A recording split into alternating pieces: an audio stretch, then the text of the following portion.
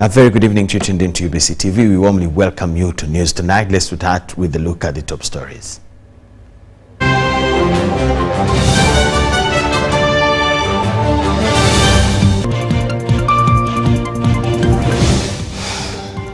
President Museveni emphasizes the need for the East African Community Political Federation. 11 people dead, scores injured after a fuel tank lost control and caught fire at Chigogwa near Matuga.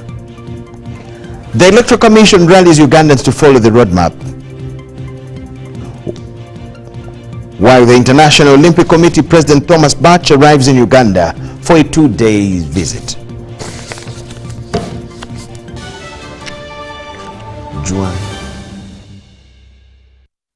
We thank you so much for tuning in. It's me, Micheal Lukomwa. Elizabeth Nakakoni joins in for sign language interpretation, and we go straight to what we have for you this evening. President Museveni has emphasized the need for the East African community to have a political federation, saying their strategy was to address the problem of poverty and strategic security. He was addressing the opening of the special session of the East African Legislative Assembly at State House in Entebbe. President Museveni said that if the federation had taken off as aspired in 1963, all the chaos in East Africa would not have happened. We have detailed to this. Number 5 on the order paper. Address by His Excellency Yoweri Kaguta Museveni, President of the Republic of Uganda. That is mission, historical mission number 1, to achieve prosperity. But in order to achieve it, you must be patriotic. You must love Uganda, love Tanzania, love Rwanda, love Burundi, love Kenya, South Sudan, Somalia, Congo, DRC. You love them because you need them. With the integrating the market. Members of the East African Legislative Assembly from 8 EAC countries have converged at State House in Entebbe to attend the special sitting that has been opened by His Excellency Yoweri Museveni, the President of the Republic of Uganda. President Museveni said East Africa needs a federation, which, if it had been achieved in 1963, the chaos in East Africa would not have happened. He cites Amini in Uganda and the chaos in Burundi. For each? 80. Now, the problem of Rwanda was already there, but it would have been easy to solve with the United East Africa. Kenya, Uganda, Tanzania together, Zanzibar, we could easily have addressed even the issue of Rwanda. Because the problem of Rwanda had already started there. He emphasized brotherhood, people trying to unite, and their strategy of fighting poverty. If you have got market integration like the European Union have, you don't address the issue of strategic security because you are not one country. You are different countries, different plans, different armies. You do not unite your political and security efforts. You unite the economy, but not the politics, not the defense. Not the defense. Even if you form NATO and so on, things are not so simple. We have been saying, you people, why don't you form a political federation of East Africa? So that you have got one army and one defense program, so that you can be able to go to the moon if necessary.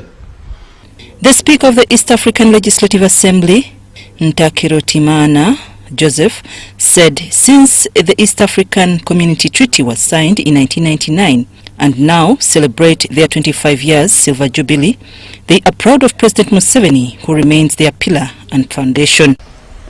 Through your wise leadership, the EAC has rebranded its strategies to boost our market potential.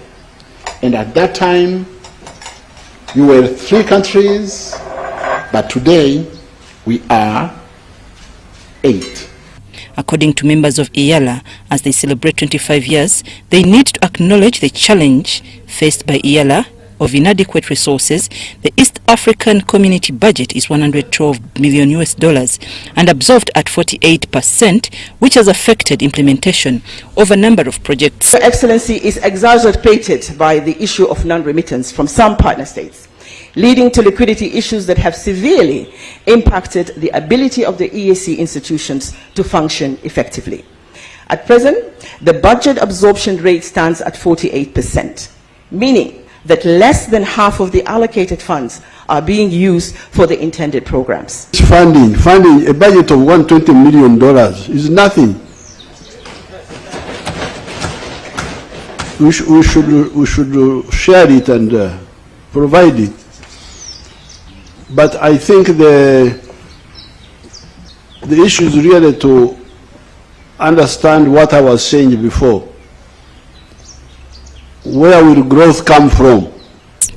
During their sitting in Uganda, IALA members will propose the establishment of the East African Investment Bank that will take care of their own priorities. Of adequate funding, Your Excellency, is really important, but also the alternative financial mechanism, which is currently under review. These available funding could allow us, Your Excellency, to implement the Common Market Protocol. It will allow us to fast-track legislative work, policy implementation, and technical preparation for the free movement of people, goods, services, and capital, thereby unleashing the economic potential of East Africa. With sufficient funds, a fully operational customs union can also be achieved. Members also want to expedite amending the East African Treaty to accommodate evolving dynamics of the region. The plenary sitting that was attended by the Speaker of Parliament of Uganda, ministers of Uganda and those from partner states has been adjourned to Wednesday. I'm Nafka Farida, reporting. Now, 11 people have perished and scores injured after a fuel tanker lost control at Chigogwa near Matuga in Busia District and the leaking fuel caught fire. Onlookers at the scene of the accident told UBC that the driver was overspeeding and the fuel tanker lost control and swerved off the road before plunging and catching fire. Residents nearby rushed to the scene to collect fuel before it caught fire and exploded, killing and injuring the gatherers.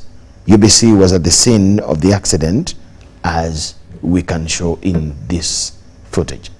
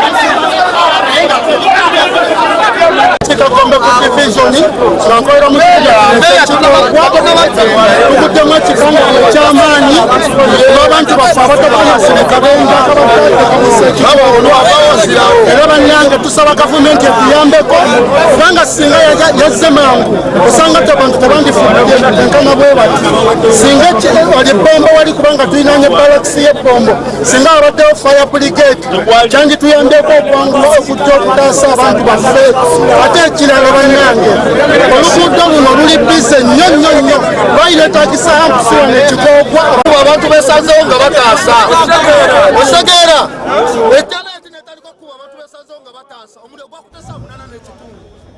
The tragedy that was along Gulu Road around Batuga area in Chigogwa. We'll keep you posted on other developments as evacuations go on. In other news, government has been applauded for upholding the basic human rights of refugees by ensuring dignity and safety. This was during a meeting of Prime Minister Robin Nabanja with the Muslim charity, a UK Best Non-Government Organization at her office in Kampala. In other development, the Prime Minister was recognized by Centenary Bank for winning a United Nations Global Award recently. Currently, Uganda hosts about 1.7 million refugees. Majority of them are from South Sudan and the DRC. The Muslim Charity, a UK-based non-government organization, are in Uganda to reaffirm their commitment to supporting the needy communities, including the refugees. I normally tell to the people and to the public when we meet them that we should learn from Uganda. This is one of the countries which upholds the right of the refugees that we have not really come across. The host community deals the refugees as a brotherly people, either they are from Sudan, from Congo. The Muslim Charity were led by the Senior Presidential Advisor on Gender and the Youth, Florence Nachwara Kiyingi, in a meeting with the Prime Minister of Uganda, Robina Nabanja. Nabanja called on the Muslim Charity to support Uganda in a range of sectors geared towards fighting poverty, especially among the underprivileged. I wish to inform you that currently Uganda's refugee support has declined from US dollars 432 million to 139 over the past 5 years. And yet Uganda is one of the leading refugee destinations in the world. By working together, we can ensure that our initiative will have a lasting impact and also contribute a more equitable and supportive environment for refugees and their host communities. In another development, the Prime Minister has been recognized by Centenary Bank for winning a United Nations Global Award. The Prime Minister was among the 10 women who were recognized globally last month in New York for outstanding contribution for her selfless service to the community. Centenary Bank today joined the United Nations also to recognize her, presented by the Managing Director, Fabius Kasi. The Prime Minister was also given a statue of the Holy Mary. However, Nabanja expressed concern over the high interest rates by commercial banks, which she says have enslaved the poor Ugandans. Definitely they will not pay, they will default because the profits are being shared. Maybe they are taken, you will also take your money in the process of paying interest. Even there way you people can collaborate through an organization, I don't know whether you have it as banks in this country, so that the interest rates are minimal. One of them is the cost of operations, cost of fuel, cost of electricity. Fortunately, they are coming down, and once they do, you will be seeing the interest rates come down. So cost of operations are high, cost of funding is also still high. That's why when we got money for GROW at 2%, we can afford to give it away at 10%. Because the cost of that money is much lower. But if you look at how we source money as banks that we use for lending, leave alone the money we get through deposits, it is at a high cost. Then the third thing, of course, is when government comes and borrows from the public-private sector, it also offers competition. And of course, banks will want to put a lot of their money to government. So if government can also manage their borrowing from private sector. Prime Minister also expressed concern over the bank failing to extend their agricultural credit facility. The government channeled it to commercial banks to aid farmers in the country. The agricultural credit facility is my major concern. That money started long ago. Government gave me this money, including Centenary and many other commercial banks. You sat on it. Right, Honourable Minister, we did it. That money sits at Bank of Uganda. And every time people come to us to apply, we forward the applications to Bank of Uganda. So there is a whole range of processes that it has to go through. It doesn't sit with us. It's heavy. You are also heavy.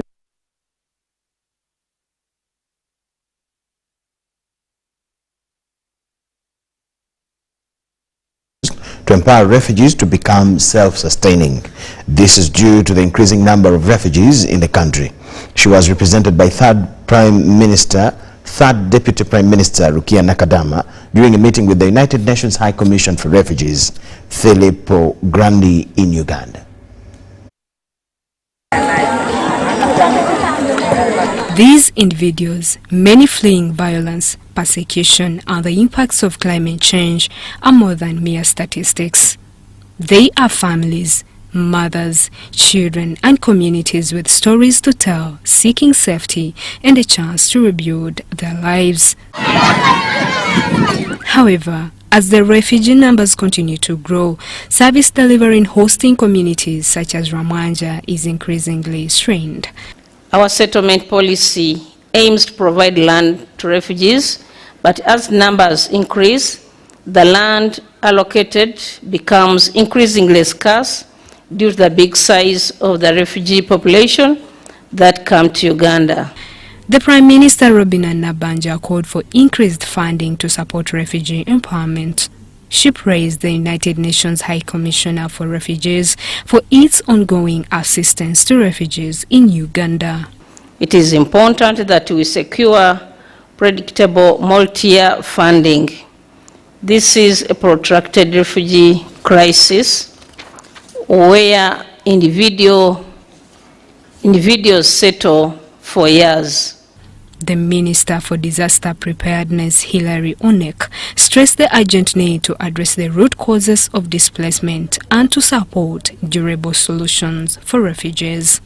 On return to their countries, we have this clause of voluntary repatriation of refugees to their countries. But this is being abused because even if when their countries are peaceful, many of them now are not interested in going back. I don't know, that is a policy decision which might be, we shall consult you on how to ensure that at least we are not overloaded by refugees who don't want really to take responsibility in their hands. In response, the United Nations High Commissioner for Refugees, Filippo Grandi, announced that more funding would be allocated to the refugee response in Uganda. There is money under the IDA program. The IDA program of the World Bank has a window for refugees and host communities. There's still some funds available for you. I think they're being negotiated. This is Dr. Deep Phase 2.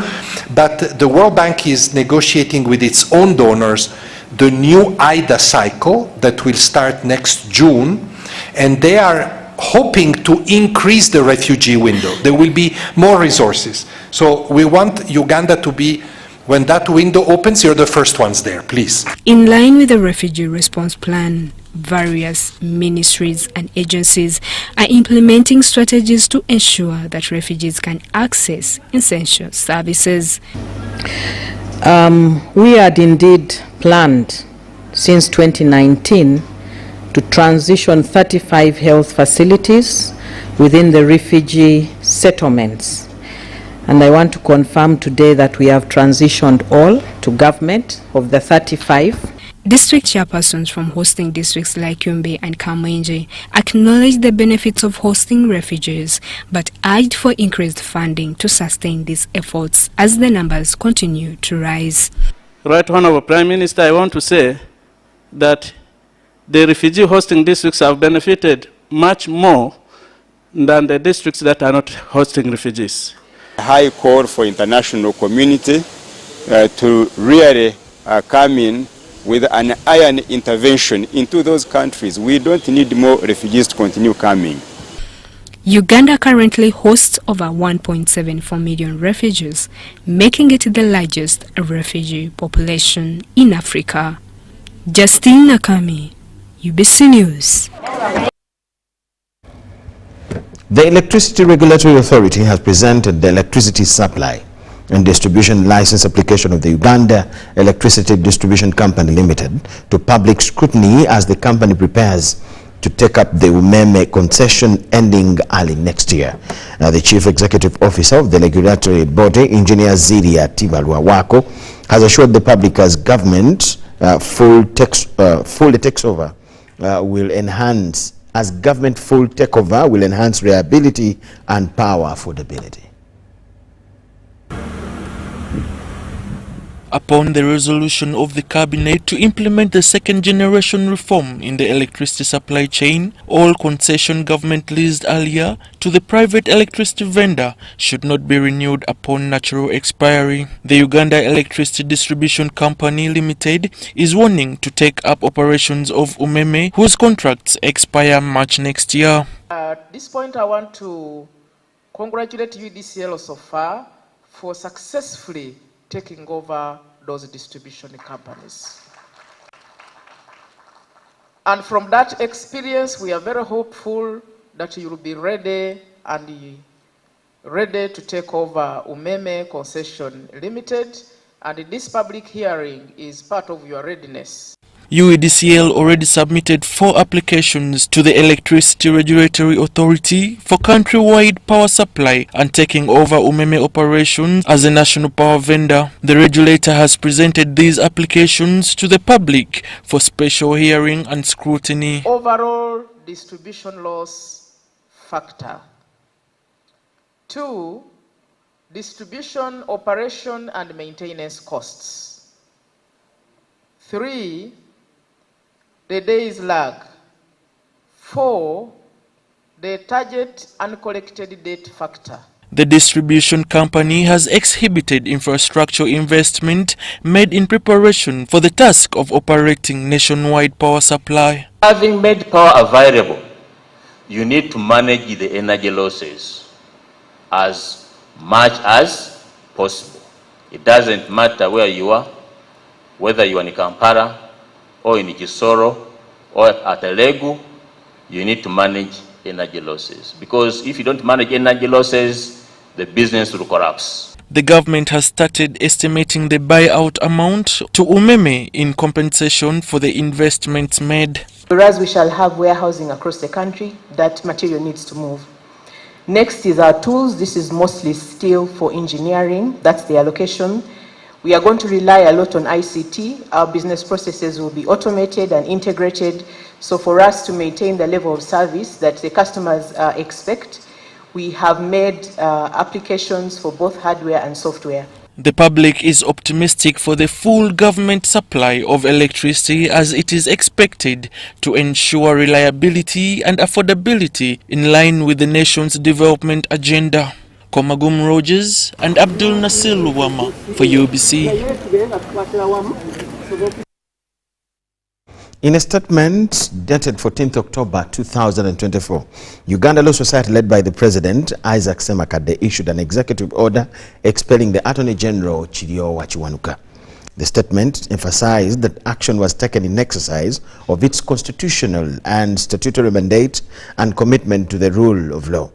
Now, legal minds say the cause could be arising from the amendment of the Constitution that repealed Article 274 and failure to follow the rule of law. The President Uganda Law Society, Isaac Semakade, after filing the Constitution petition against the Attorney General Chirio Wachiwanuka, he went ahead and issued an executive order expelling the Attorney General, Solicitor General, and the other representatives from the Uganda Law Society Council. The order dated 14th October 2024 read in parts. Semakade, the President Uganda Law Society, was of the view that for those members to sit on the council, this breaches the laws governing the society, among others the freedom of association and independence of the council and the society. The order also highlighted the impunity, corruption, unprofessionalism, abuse of office by Attorney General, Article 2, Clause 2, that provides for the supremacy of the Constitution, and the Article 113, Clause 4, which states no minister is supposed to hold any office of profit or emolument that is likely to compromise his or her office, to which the letter highlights that the Attorney General Chirio Wachiwanuka does. Repealing an article in the Constitution which required to bring all these laws in conformity with the Constitution creates a contradiction. It leaves laws which are contradictory to the Constitution on the law books. But where could be the root of all this drama? although the Uganda Law Society Act of 1956 provides for the position of the Attorney General on the council together with other members. According to lawyer Wandera, you never know this wouldn't have been Semakade's concern if at all the law was followed to the latter in enacting the act. At the basis of Semakade's argument is that the Uganda Law Society Act, which was passed in 1956, he's saying, look here, that law, when the constitution was passed, saying it must be brought into conformity with existing constitution, you cannot allow the Attorney General and Solicitor General to sit on in the council. The wording up and what was experienced during the Uganda Law Society just concluded elections for the Attorney General and other members to be expelled from the council, one may have a divergent view. I just simply look at the law. And if the law tells me Semakade has a point, then I cannot see there is a conflict of interest.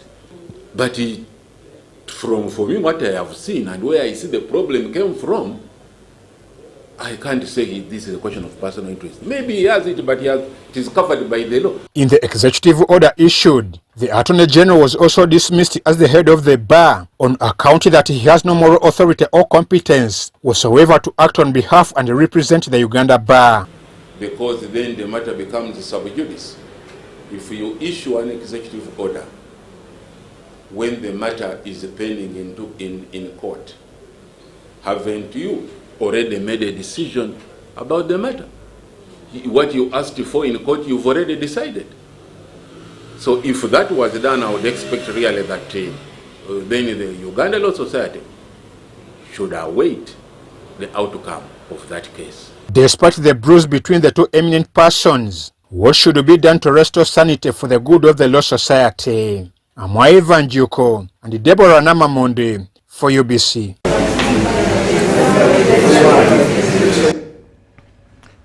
Residents of Chetume village and surrounding areas in Mukono district have welcomed the renovation works of the Kampala-Mukono railway line.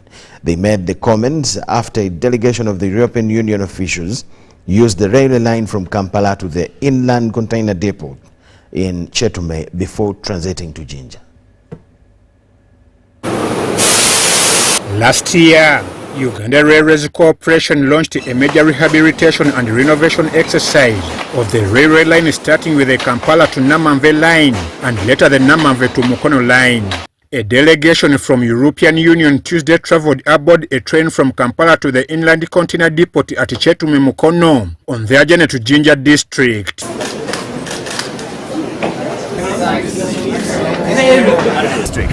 And we wanted to start our journey to Jinja in style. So we chose the railway, the commuter train here behind me, to go from Kampala to Mukono. And we wanted to really try the railway because the railway is a historical institution in Uganda, and it's also an institution that we have supported from the European Union over the years. The ambassador of the European Union delegation to the Republic of Uganda, Jan Sadeke, said there are certain areas that require more attention to speed up transportation services for citizens. Of course, I think there could be improvements in terms of speed and possibly also security and safety around the tracks. I understand that that's part of the plan to sort of line the tracks with, I guess, fences and so on to avoid accidents where people might stumble on the tracks. Uganda Railways Corporation Managing Director David Bulega Musoke said they are working on the issues raised by Ambassador Sadek. As you are all aware, we have been refurbishing our meter gauge railway line from Kampala to Mukono. We have been reading about it. We have our commuter train which flies from Kampala to Namamve, and we are intending to bring it up to Mukono. So they requested that they need to use the railway transport and see the safety, areas of security, and areas where you see a lot of encroachment. They have hinted on it. Areas safety at level crossings, they have hinted on it. But as we have been telling Ugandans, we have a grand plan of improving those areas. Safety at level crossings, where we are going to be using automated signaling system so that we safeguard Uganda. Uganda Railways Corporation has built modern waiting and boarding facilities to ease movement of passengers. At Chetume areas including Namumira, Chungu, Njerere among others, the train made stopovers with the residents taking rides.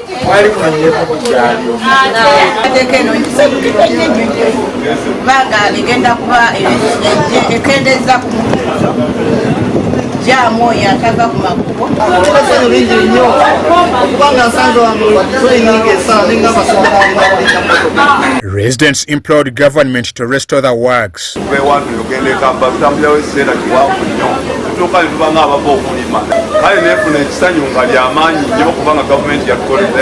The European Union officials later left for Jinja to visit Kira Motors bus factory, Owen Falls Dam in Jinja, among other historical places. And now we have on board the train, we have on board both literally and figuratively European Investment Bank that may be interested in financing the extension of this particular commuter train so that it connects all the way to Jinja and all the way to Entebbe.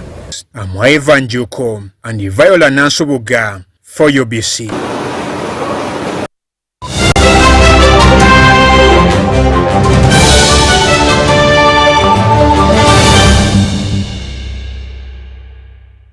There is only one rule you must follow in order to be a winner. Number 1, defeat the undefeatable. You, step forward. I want you to box the air until it falls down. I'm not seeing it falling in. You see it falling in. Box, harder. Winning is hard, but with MTN Momo, it's easy. Simply pay or shop with Momo for a chance to win mobile money every day. Use the Momo app or dial *165*3#. Do you need data collection services, data analysis and reporting, monitoring and evaluation systems? Then contact Mold Technologies, a professional research firm that has provided many organizations with timely research solutions for over 15 years. For more information, visit www.mt.co.ug or call us on 0704 913 399 or 0782 602 963. Visit our office in Kampala at Sayuni Complex in Tinda. Mold Technologies, your professional research firm.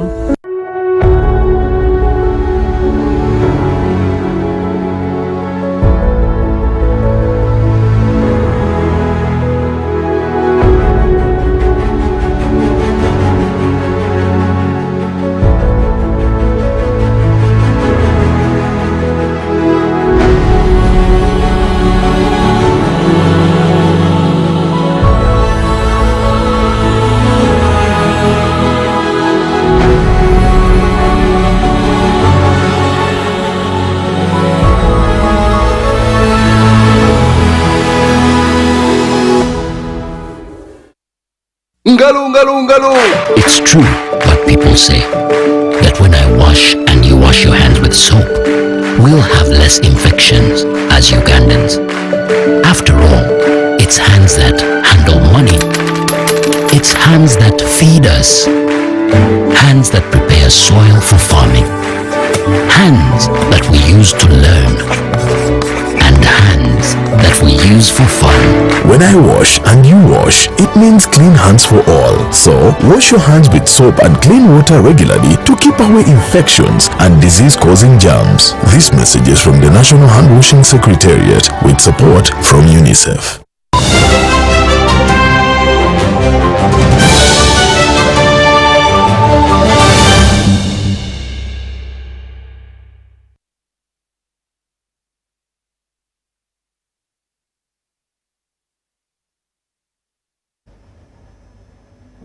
We thank you so much for watching and welcome back from the break. Minister for Works and Transport General Katumba Wamala has commissioned 2 new fire trucks at Entebbe International Airport to enhance aviation safety. The fire trucks, valued at 10.5 billion shillings, have a combined capacity of 23,000 litres, which is required by Entebbe Airport operating under Category 9.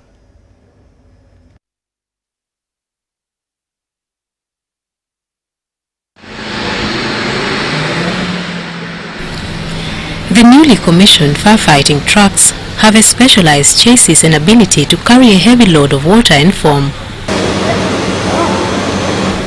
During the official launch of the fire trucks, Minister for Works and Transport, General Katumba Wamala said the trucks have a combined capacity of 23,000 litres, which is recommended by the International Aviation Airport Standards.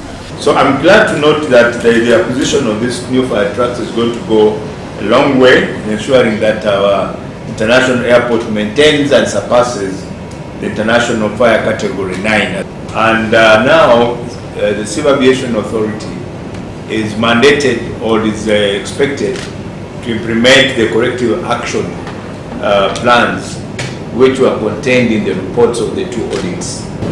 And the Falcon 6x6 specialized chassis fire trucks were supplied by East African distributors, and these are the only authorized distributors of NAFCO products in Uganda.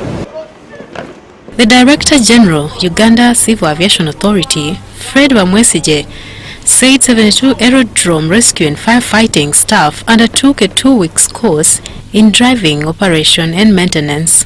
And these equipments are always audited specifically for purposes of their capacity to rescue any aircraft or an incidental accident that may take place around this aerodrome, and together with the people that man them. So we are always really on our toes to make sure we upgrade ourselves in the handling of this. There is need to train and equip personnel with the knowledge and skills to match with the emerging technologies in fire and marine operations in order to ably handle an emergency at the airport. However, Uganda Civil Aviation Authority clarifies on the new revised car parking rates, which were adjusted to enhance ongoing efforts for investment in upgrading facilities for better passengers' experience. The revised rate is 5,000 shillings for the first hour, but we are maintaining the 1,000 shillings for the preceding hours. And like the Director General has explained, we have facilitation, we provide facilitation to the airport. So we don't encourage people to come and park for long stay. We encourage you to get an experience, enjoy the facility, and then leave. Meanwhile, the minister also inspected the ongoing upgrade and expansion works of Entebbe International Airport. Mario Nawori and Sula Kagugube for UBC. The International Authority on Development has started engaging women to broker peace in Sudan.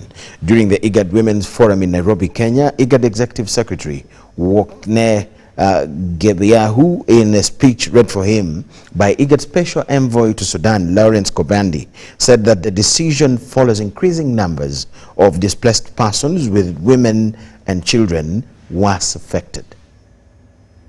Affected 70% displaced by this conflict are women and children. These are some of the displaced people he is talking about.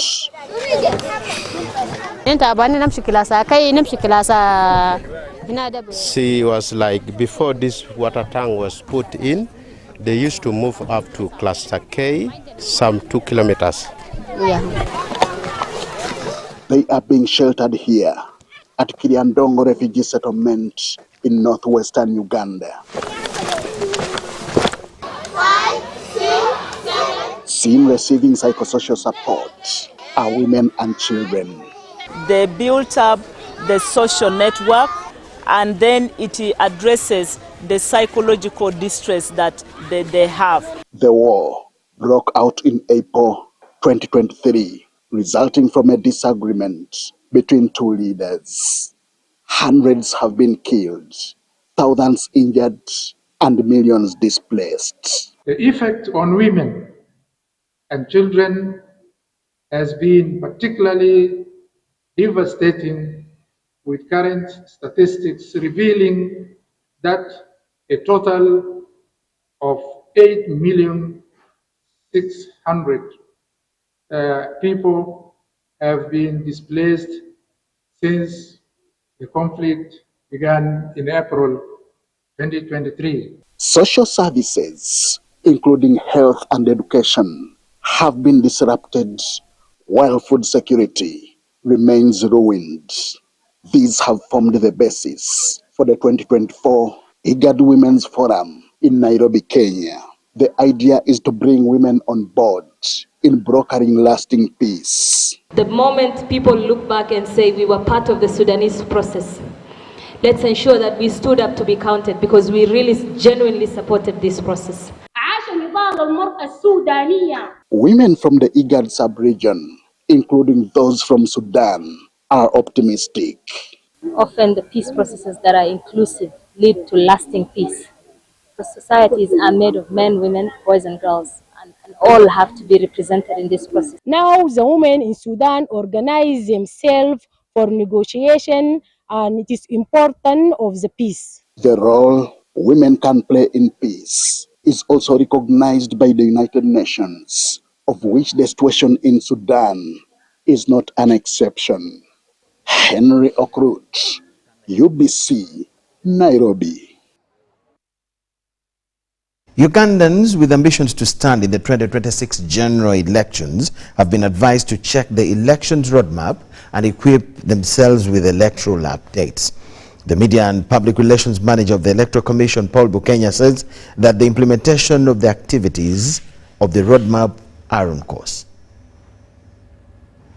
In August this year, the Electoral Commission released a revised elections roadmap detailing activities and corresponding timelines. One of the activities is the field demarcation of constituencies and electoral areas and recognition of polling stations, then the display of constituencies, electoral areas and their polling stations at sub-counties and parishes, and receipt and handling of complaints arising from the demarcation of electoral areas and recognition of polling stations, all of which, according to the roadmap, should be done by the end of this month.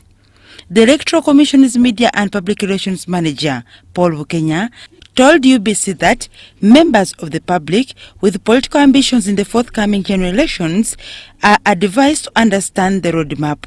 So we indicated deadline for resignation if you want to contest for parliamentary election, 13th June. It's exact, because this has to go the number of days towards the planned date for nomination, which is in October, which is actually in September. We've indicated deadline for those who want to contest for presidential. It should be 1st of October 2025. So the roadmap indicates timelines.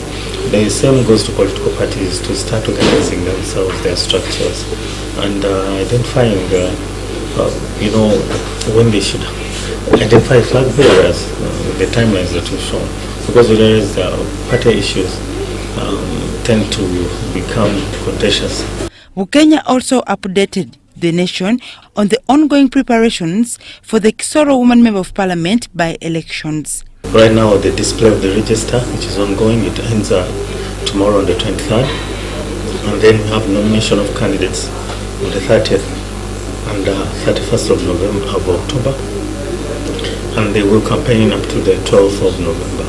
We'll have the elections on 14th of November, so we're in charge of that program. The 2021 general elections had issues with the use of improved technology in the voting exercise.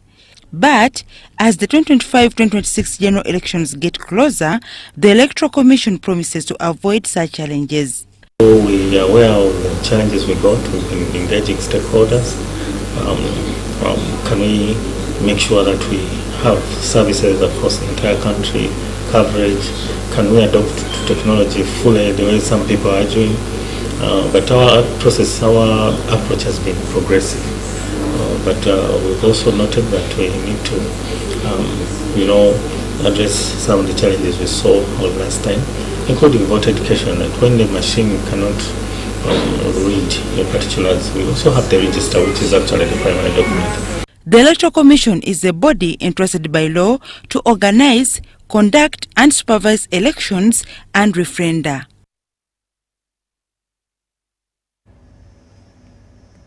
Police in Busia District are investigating a public health officer attached to Majanji sub-county Jimmy Okech on allegations of extortion and unlawful arrests. It is alleged that Okech arrested several individuals, including children under 10 years, at midnight for failing to possess adequate hygiene and sanitation facilities in their homes.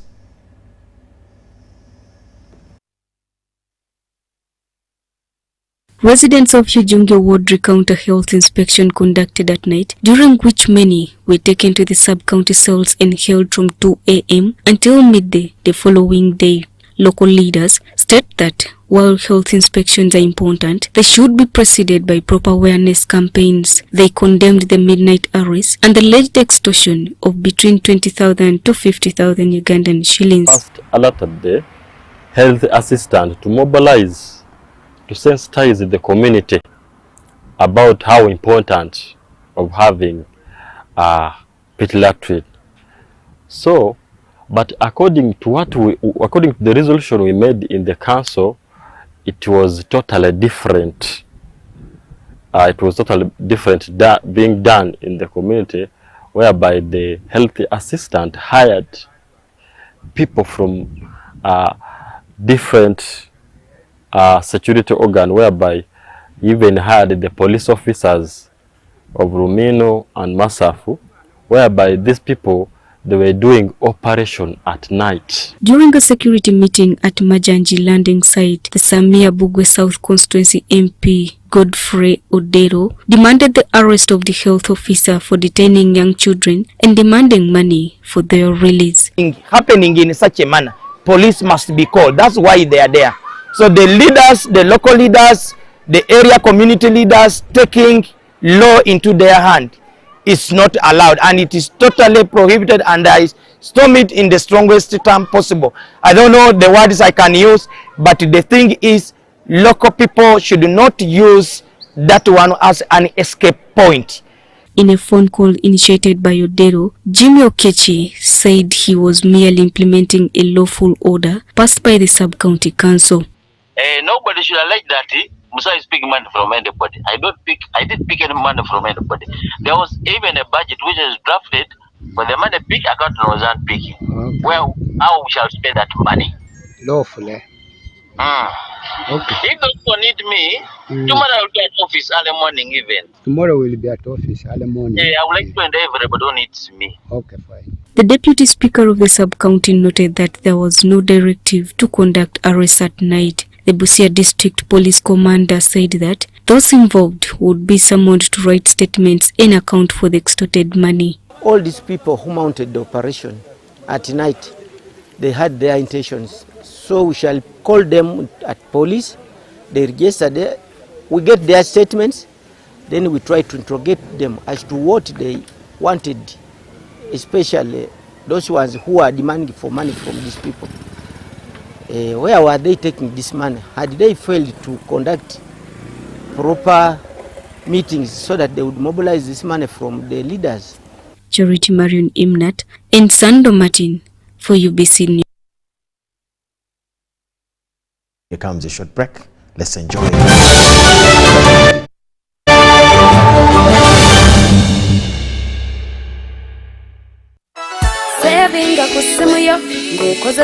In the heart of Uganda, a financial revolution is happening.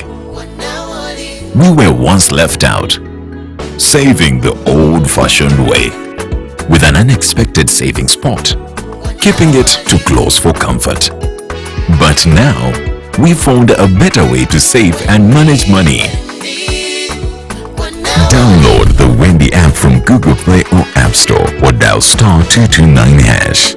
With Wendy, your money is safe and you can earn interest daily. Visit your Google Play or App Store or dial *229# to register. Wendy Wanawori. The Ministry of Health informs the general public that there are some cases of Mpox detected in Uganda.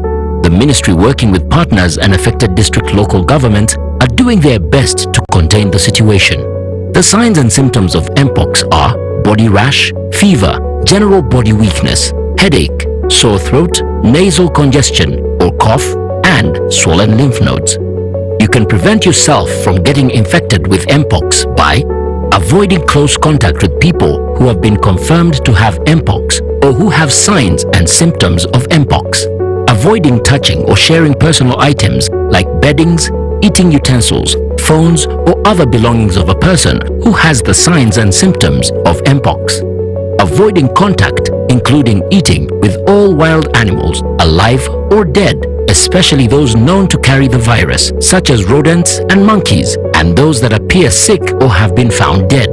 Getting vaccinated if you're among those who have been identified to be at high risk of Mpox infection. Mpox is treatable and usually goes away after 2 to 4 weeks. However, it can be severe, causing even death, especially among children, pregnant women, and those with other health conditions.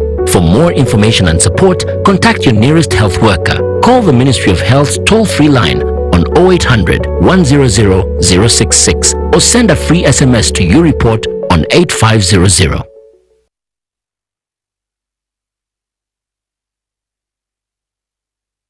Do you need data collection services, data analysis and reporting, monitoring and evaluation systems? Then contact Molt Technologies, a professional research firm that has provided many organizations with timely research solutions for over 15 years. For more information, visit www.mt.co.ug or call us on 0704 913 399 or 0782 602 963. Visit our office in Kampala at Sayuni Complex in Tinda. Mood Technologies, your professional research firm. The East Africa UK Tourism and Culture Expo 2024 is here, happening on 8th and 9th of November 2024 under the theme Enhancing Tourism as Engine for Social and Economic Transformation on the sidelines of WTM London at the Rembrandt Hotel, 11th Thalo, PI South Kensington, London, SW7 2RS, United Kingdom. For tickets, exhibitors will pay £1,000 and participants will pay £300. For more information, call +256 787 096 100 or +254 795 806 969. Visit www.eauktourismexpo.com to register. Ladies and gentlemen, the Casita Quality Awards 2024 are on and happening on Friday the 25th of October 2024 at the IUEA Auditorium, Wonder World, Kansanga, under the theme Celebrating Excellence, Inspiring Innovation. Join us as we bring together the business community from every sector as we award them for the job well done. For more information, call 0772 590 122 or 0773 153 898 and 0781 039 451 or find us in Kampala, Uganda Market Street, Royal Complex Building, Floor 3, Suite 1. Sponsored by Deposit Protection Fund, Gentex, Tembo, Insurance Regulatory Authority, IUEA, BBS, Movit, Shria Pads, Pride Microfinance and Jubilee Alliance.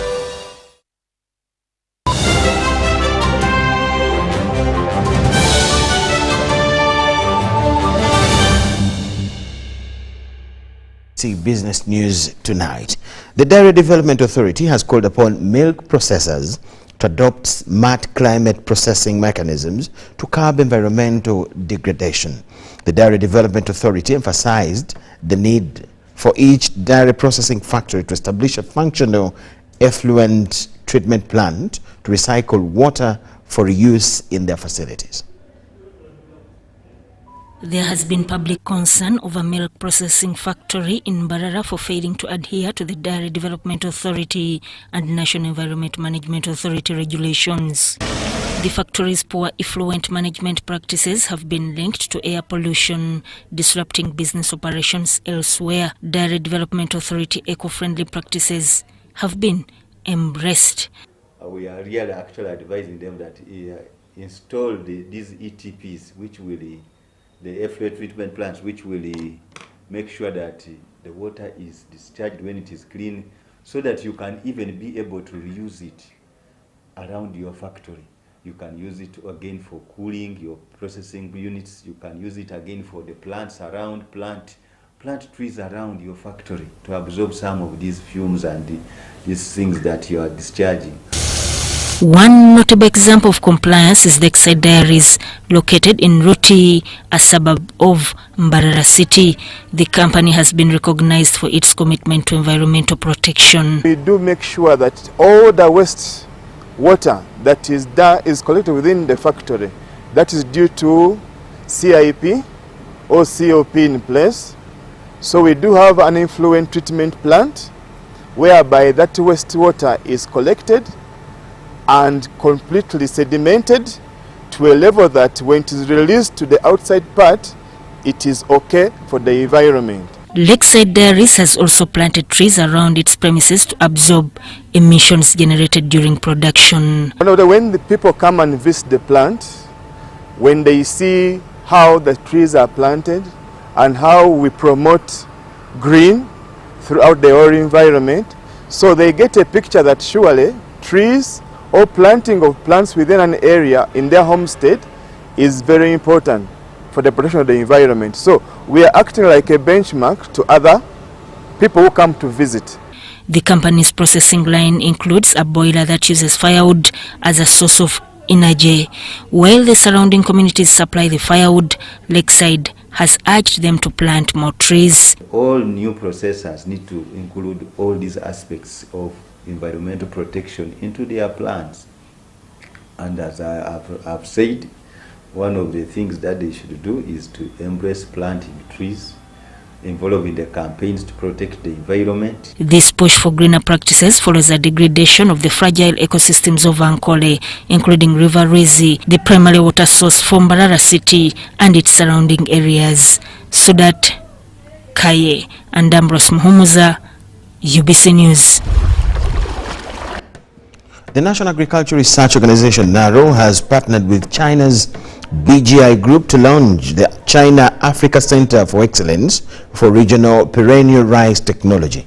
The initiative will promote growing of perennial rice in Uganda to revolutionize our agricultural landscape.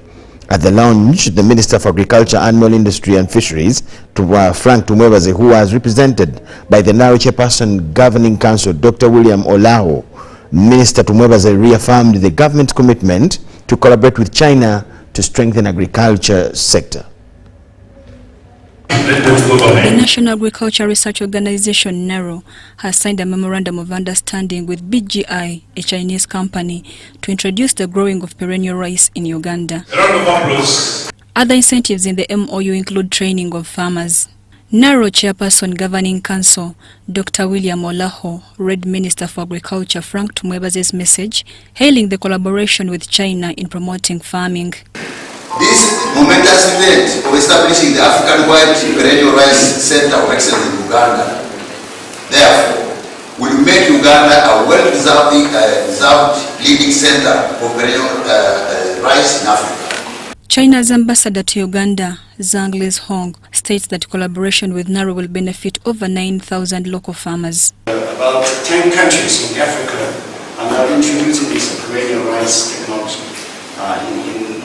in their country respectively. So I hope this will be a successful cooperation, and this is very much related to the food security, to the livelihood of farmers, and also at large it's The Director General NARO, Dr. Yona Baguma, says the collaboration will increase food production and household income for farmers. With perennial rice, it means that you'll be able to plant once and you make multiple harvests from the same crop. All you have to do is to manage the field. Like we manage coffee fields, we manage banana fields. So you only have to manage that field, and by managing that field, you're reducing on labor, you're increasing on return to the little investment you've made, and above all also, you're making sure that you're making maximum use of the land, which is a limiting factor for the expanding population. On behalf of African Union, Dr. Beatrice Nabacha commends NARO for the commitment in discovering various varieties of seeds that are resistant to climate, thus pledging more support. How much you contribute to economic sustainability, how much you contribute to food security, how much you contribute to nutrition security and environmental sustainability. The Oriza glaberrima, which is local, actually we use Oriza longus caminata, Yeah, Glaberrima we use for upland for Nerica 4, but the one we use here is Longistaminata. It's just the very beginning of the beginning. Since there already an opportunity, we can change the world. We can beneficial the mankind. Why not do together? Let's be the game changer. The China-Africa Rice Center of Excellency and narrow BGI MOU that has been signed will enhance training of farmers in modern farming. Mary Namkose, Andrew Sebida, BBC News. Brought to you by download the Wendy app from Google Play or App Store or dial *229#. Wendy, Wanawoli.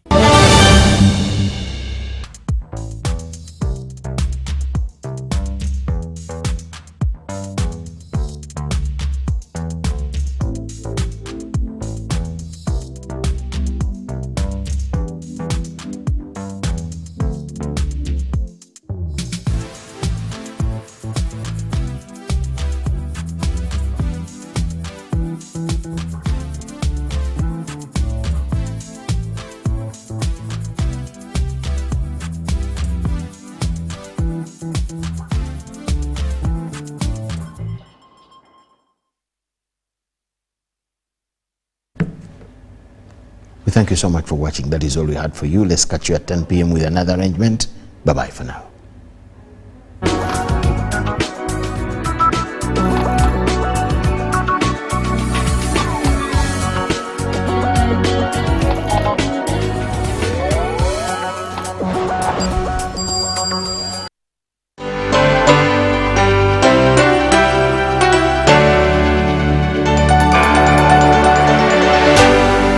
UBC, inspiring Uganda.